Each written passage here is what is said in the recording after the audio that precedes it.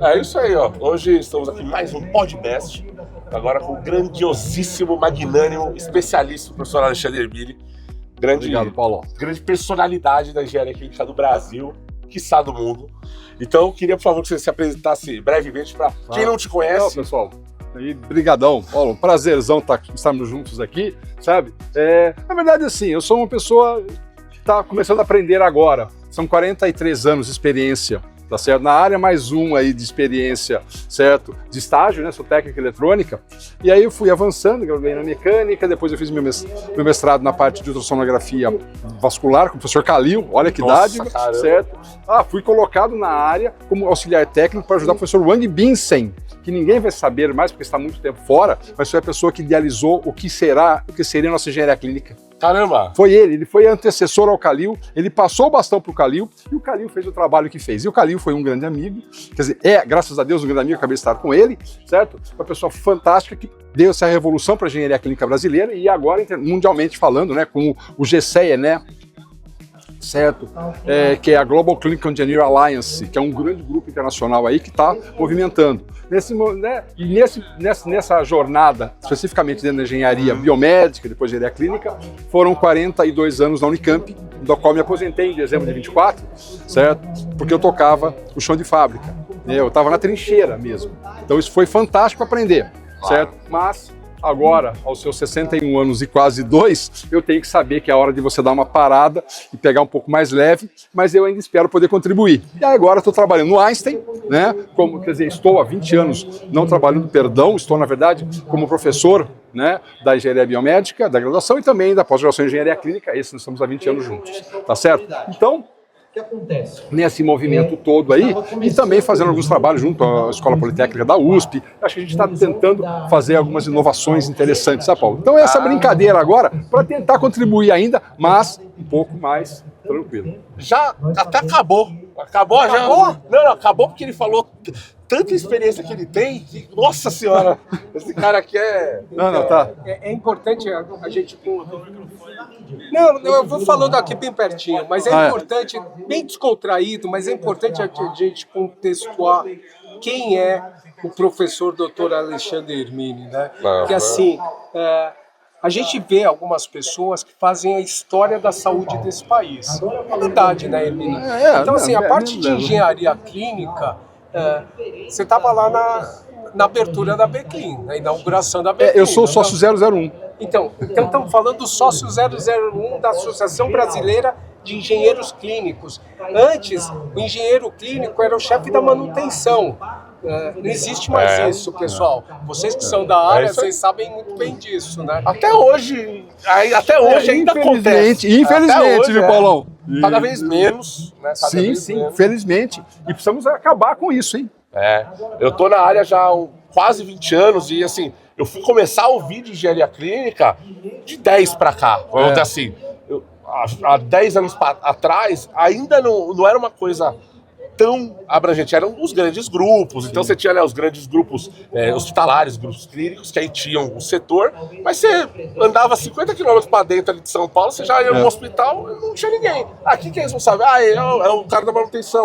Não desmerecendo, pelo contrário, mas eu acho que a manutenção é um pedaço da engenharia clínica. Uma linha. É uma linha, exatamente. E, assim como, eu acho que a engenharia clínica, ela abrange muitas profissões, eu acho, né? Total. Né? Porque a parte de gestão, a parte de leis, né, de RDCs, de resoluções, né? Então você tem toda uma parte jurídica, você tem toda uma parte de gestão de pessoas, gestão de equipamentos, né? E também a manutenção. E até puxando esse gancho... Deixa eu entrei, interrompi e vou falar mais uma coisa, interromper de novo e vou sair. Eu queria agradecer, Hermine, você ter participado. Muito obrigado, Léo. Eu que agradeço. A amizade que a gente tem há tantos anos. Então, assim, agradeço o quanto eu te considero, o quanto você, eu acho que é uma das grandes lideranças da saúde nesse país. E eu acho que a gente tem que dar palco para as lideranças, isso. Paulo. Então, as pessoas têm que ouvir. Exato. Sim, e agradecer ao Paulo, porque assim, a gente até tem nome agora. Como que é? Madcast. É o Podbest. Podbest, mas o Madcast. E tem o Madcast agora. Tem o Madcast e o... Que não me contaram esse nome. Então, O último a saber, meu marido. É o Podbest. É o da Best Medical. Ok, do Podbest e o Medcast que eu fui Olha. apresentado ontem. Ô, também. louco! Não fui eu que dei o nome também. Maravilhoso. Mas tá ótimo. Não, tá ótimo. Tudo junto e Tá misturado. É verdade. Então, obrigado, Paulo. É um pra... E assim, é junto. Junto a gente é Léo, mais uma forte. curiosidade, eu tava falando pra eles, a primeira palestra que eu dei na minha vida foi na PUC, no encontro de engenharia clínica. Esse cara tava na primeira fila, com papel e caneta, enquanto a gurizada tava tudo no celular, jogando Candy Crush, ele tava papel e caneta. Detalhe, a hora que eu abri pra pergunta, ele foi a primeira pergunta, eu falei, caramba, já começou assim, já veio assim, saco de beijo. Obrigadão. É isso. A gente falou, né, dessa área da engenharia clínica que, poxa, ela abrange tantas profissões, eu diria. Eu acho que o engenheiro clínico, principalmente, ele começa numa carreira generalista. É o cara que vai saber um pouco de cada. E aí, obviamente, ele vai pegar aquela parte que ele tem maior afinidade, que vai se desenvolver mais, mas ele tem que crescer em tudo meio por igual, que a parte de RDC está sempre mudando. O que a pessoa estudou há 5 anos atrás, hoje já mudou, dependendo da área. Às vezes a pessoa nem estudou, criaram agora, ou às vezes a pessoa... É que nem colesterol do ovo, né? Fala que faz mal, depois fala faz bem. E aí, eu queria saber assim, você... com a questão por exemplo, de manutenção, que é falando até um pouco do que eu faço, né, que é o reparo dos equipamentos, você acha que na parte de aquisição ou de manutenção, essa decisão de quando escolher, quem escolher, como escolher, então assim, vai trocar um equipamento, quem que toma essa decisão no hospital? Você falou que você tá no Einstein, você já trabalhou na Unicamp, foi isso? 42 anos. Então assim, na Unicamp eu atendi lá tinha uma ressonância da GE que eu atendi há muito tempo atrás, e quem que decide, por exemplo, que essa máquina é hora de trocar? É a engenharia por causa dos indicadores de quebra recorrente? Ou é o médico que precisa de uma imagem melhor? Ou é o dono que quer uma máquina melhor por causa do marketing, ou mais bonita, ou mais chamativa? Enfim, quem que decide isso? Normalmente, né? Não, mas eu acho que o que deve ser, quem decide é o gestor. Tá. Porque ele é o responsável pela condução. Certo? Aí ele pode decidir pela emoção. Tá. Né? Pelo feeling. Certo? Já ouviu falar dessa música? Feelings. Isso é novo demais. É uma música que foi sucesso, foi o top, né, dos anos 70, e eu brinco muito que Feeling, Morris Albert foi o cantor, deixou ele riquíssimo. Só deixou rico, mas feeling não é uma gestão. Feeling serve para música. Para gestão não serve feeling. Serve dado concreto. Cara. Sim, claro. Não é? Tá? Então, a primeira coisa é você saber o seguinte, é o gestor quem vai decidir. Com base em quê? Certo? Ele pode fazer pelo filho, ou ele pode buscar quem realmente domina a informação a respeito daquela tecnologia. Sim. Então ele vai ter que decidir o seguinte, N fatores eu posso ter por uma obsolescência tecnológica, isso é um trabalho muito fundamentalmente do médico, usuário daquela tecnologia, não é? Ele tem que dizer o seguinte, ela não me atende, não porque ele está antenado no que está acontecendo. Ele está sendo usado. Então a obsolescência tecnológica na operação é do profissional usuário. Do médico, pode ser do enfermeiro, pode ser do fisioterapeuta respiratório no ventilador, certo? Vai te trazer bases. Aí, nesse momento, a interdisciplinaridade da engenharia clínica que vai entrar. Então, não adianta ele decidir, nem a engenharia clínica decidir. Eles têm que sentar juntos e chegar ao seguinte, bom, vamos ver o que eu tenho, e muito importante, o que é obsoleto para mim pode ser ponta para você. Sim. Por quê? Porque o procedimento que eu faço, ele mudou de maneira que aquela tecnologia não mais me atende. Então, a obsolescência é algo também relativo. Porque ele pode ser obsoleto para mim, para você e não para mim. Para o que eu faço, ele vai maravilhosamente bem. Tá? Então, essa é uma questão. Sim. Aí eu posso chegar por questões muito técnicas, ou seja, o custo de uma manutenção, e você sabe isso mais que qualquer um, você vai olhar e olha, eu vou gastar 70% do valor de aquisição de um equipamento novo e um pouco de cuidado, e não daquele valor depreciado que eles colocam só no seu cálculo, né, do patrimonial. Então, não. Olha, eu quero trocar essa ressonância, o seu mundo ali, olha, eu quero trocar uma ressonância que atenderia, quanto ela vai me custar? Sim. Certo? Então, se fala assim, essa manutenção custa um absurdo, 70%, eu nunca vou fazer numa máquina que tem 11 anos. Tá? Então, isso é um ponto que é o decisório. Quem vai ter que ter esses dados de maneira concreta? Até outra coisa que você pode até dividir comigo, Paulo. Certo? Eu vou falar o seguinte, não, lógico, certo? Eu posso chegar com uma ressonância, não, é só 20%. 20% é, de uma maneira macro e absoluta, eu vou fazer a manutenção. Espera um pouquinho, você puxa o histórico de manutenções e descobre, certo? Que nos últimos 7 meses eu já gastei 38%. Ou seja, ela está escrevendo na minha cara que ela vai morrer, cara. Sim, sim. Então, ou seja, não dá para tomar uma decisão absoluta, tem que olhar o histórico. Sim. Posso gastar um pouquinho do seu tempo? Claro. Essa provocação, pessoal, que eu estou fazendo alguns trabalhos de pesquisa, fazer a provocação, pessoal, os meus amigos da engenharia clínica, atentem-se ao que é descrito nos seus CMMS. A gente fez uma publicação. O que é CMMS? Vamos lá, porque o público nem todo mundo sabe. Eu não sei. Desculpe. É o software de manutenção, né? Tá. É o Computerized Management System. Tá. Então, o CMMS, que é o software, o nosso software de manutenção, né? De gestão, na verdade, você tem os campos, defeito apresentado, diagnóstico, tudo aquilo lá, que dia que parou, que dia que voltou, aquele monte de informação que eu sou técnico. Né? Não é pra pular, Você né? também é técnico. A gente não gosta. Odeia.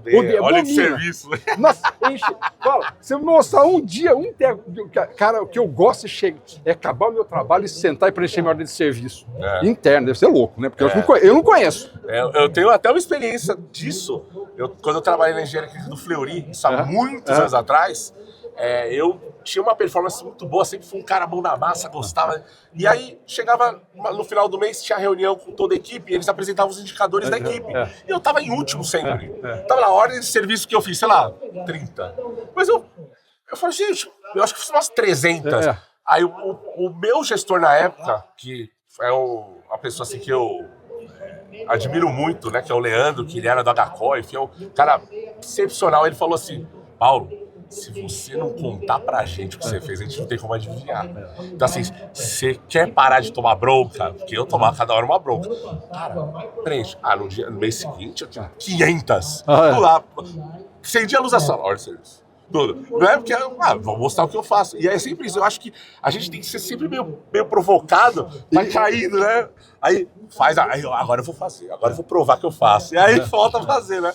Então, a importância. E aí você tem que pegar. Ou então ele pega de manhã e sai meio maluco. Faz 15 horas de serviço durante o dia. Aí ele chega à tarde, olhando pro relógio para ele buscar a filha na escola, ele sai correndo lá, certo? Ele abre e fecha a OS, certo? Em 25, 30 segundos. Aí você vai ver o tempo de reparo, que é o TME, né?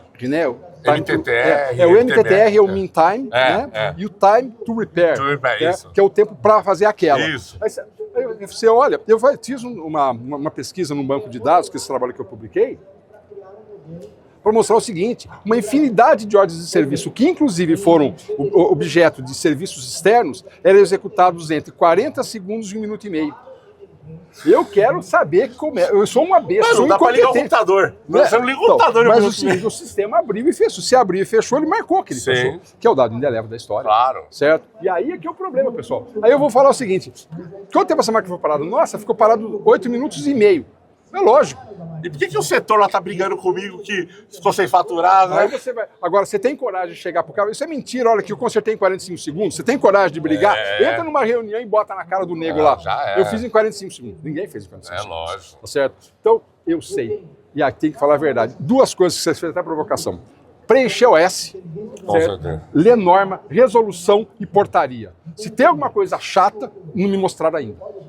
Posso te fazer agora uma outra pergunta? Deve. Qual a diferença entre resolução, portaria, norma? O que é? O que é lei e o que não é? O que a pessoa vai presa? Qual a diferença? Na verdade... Para quem não é dessa área, parece tudo igual, né? Não sou um advogado, mas eu vou dar a visão da engenharia clínica, né? E obviamente com um pouco de vivência nesse segmento. Eu tenho a lei que vai determinar exatamente o que é compulsório, o que não se conversa. A lei está descrita, certo? Porém, a lei ela tem aquele objetivo de estabelecer limites, condições e penalidades, inclusive para você falar. Depois, isso que vai fazer, isso é a nível do Congresso e é dependendo do patamar. Isso a gente tem visto, essas partidas, né? Projeto de lei, PR, essa briga toda. Então é uma lei, isso é uma lei, tá? Mas ela é bem mais genérica, certo? Assim, no que diz respeito, não vai ter aquela especificidade daquele produto. Você já pode tirar dúvida, né? Pode gerar... Aí você tem decretos que vão pegar e fazer alguns esclarecimentos, e aí você vai, que a gente conhece que é RDC, são resoluções da diretoria colegiada. É uma resolução da vida que tem força de lei, mas não é uma lei. Entendi. E ele está embasado em alguma lei, certo? Tá, acho que, desculpe, ele está falando o número, a gente está pego aqui. Sim. Acho que a RDC, acho que é 751, que é de registro de produtos, certo? Ela é baseada na lei 6.360 de 76. O fundamento dela é uma lei. Ela tem uma lei no fundo dela. A coisa evoluiu. Então, eles avançaram. Então, hoje eu fui, né, assessor lá no Ministério da Saúde, de 94 até 99, perdão. Em 99 fiquei mais 2 anos na Anvisa, na parte de registro de produtos, né? Então, a gente trabalhava com isso e era, no caso, quando eu, em 2001, nós já tínhamos aí a entrada daquela 185, que valeu muitos anos, tudo, que foi renovada agora. Então você consegue renovar muito mais simples, mas se ela é uma resolução de diretoria colegiada, ela passa por uma consulta pública. E agora, para encerrar essa conversa maravilhosa, né? Depois a gente vai ter uma outra no bar, mas aqui, para vocês, eu quero saber, professor, você acha que a IA vai substituir o engenheiro clínico no futuro? Essa é uma pergunta que algumas atividades irá. E é isso que a gente tem que estar preparado. Tá? O que ela substitui com as atividades que são aquelas repetitivas de grandes massas, ela substituirá. Que faz você perder tempo, inclusive. Que faz você perder tempo, mas você tem que saber usar. Porque se você não souber conversar direito com ela te fala bobagem. Existe um termo importantíssimo agora, certo? De sistemas que é o GIGO, que é o Garbage In, Garbage Out. Se você pegar no teu sistema, isso é muito importante da análise de sistemas. Que legal. Se você jogar uma porcaria para ela te diz porcaria. Ela não tem. A gente tem. Opa, peraí, isso não. Algumas coisas ela tem, mas eu preciso de uma massa de dados tão absurda. E nós, pessoal, estamos gerando meio complicado essa massa de dados. Então, muitas coisas substituirá. E aí eu vou dizer para você, certo? Eu não verei, você muito mais novo poderá ver, certo? Mas o caso é o seguinte: o dia que você tiver o problema, certo?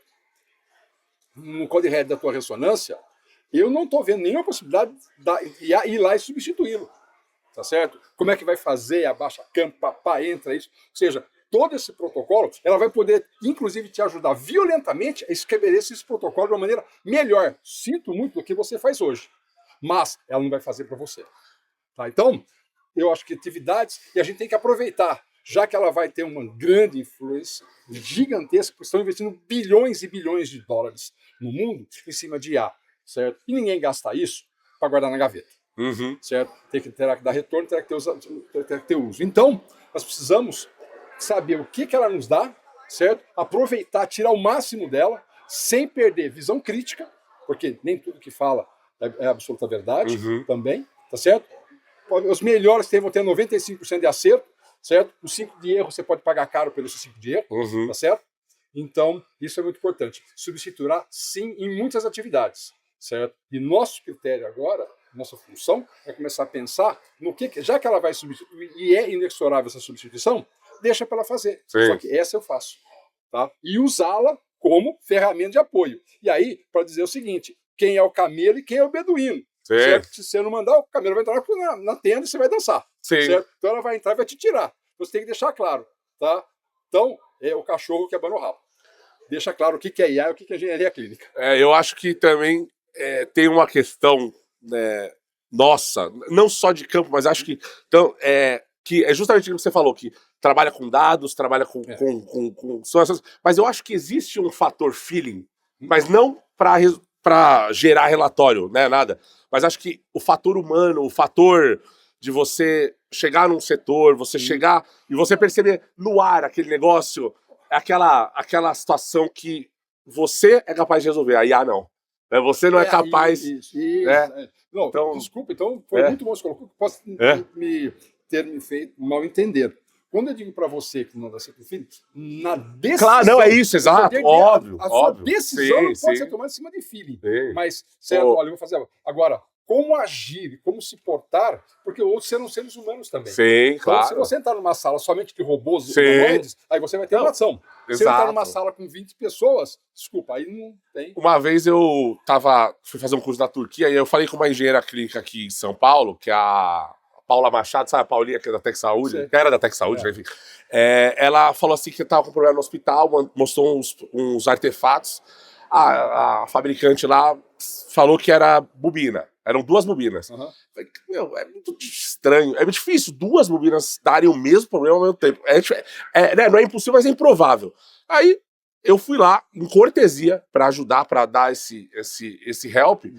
E aí eu falo, o feeling, né? É a experiência, vamos dizer assim, né? A experiência veio o quê? Cara, eu olhei assim, vocês arrumaram o chão da sala? Arrumamos. Tinha prego grudado na ressonância. E aí tava dando artefato. E por que era só nas 2? Porque nas bobinas faziam exame lateralizado. Então era joelho, era ombro e abdômen também, ou seja, não saturava nas laterais. Crânio era bom porque é centralizado, né? Então coluna fica centralizada. Então o feeling que eu falo é assim, é a experiência. Isso a máquina não vai falar, tem um prego grudado em mim. Né? Porque ela não consegue isso. Perceber uma coisa dessa. Tem moeda grudada em mim. Então, isso que eu acho que a IA nunca vai substituir os competentes, os atualizados e os relevantes. Então você não está fazendo isso, você está usando competência e base no que você sabe. Que é o que a IA faz. É isso. Se você aprendeu, a vantagem que ela tem é que ela consegue pegar uma massa de dados estúpidas que nós não teríamos capacidade. A gente teria capacidade. Eu levaria 6 meses e ela faz... Às vezes a gente não dá nem importância. É um valor que a gente fala, não é tão relevante. Não, mas ou seja, trabalhar com grande massa de dados. Agora, o que ela não foi ensinada, ela não sabe fazer. É isso, gente. A generativa vai fazer, mas aí não tem. Queria agradecer ao professor, essa aula que ele deu. Espero que o pessoal tenha aprendido, gostado. Foi totalmente assim, no improviso, foi no jazz, no improviso, não sabia de nada da conversa, ele veio e me bombardeou aqui. Então, desculpe. Mas quem sabe faz ao vivo, se vira nos 30. Obrigado, meu professor. Um beijo pra todo mundo e é isso aí.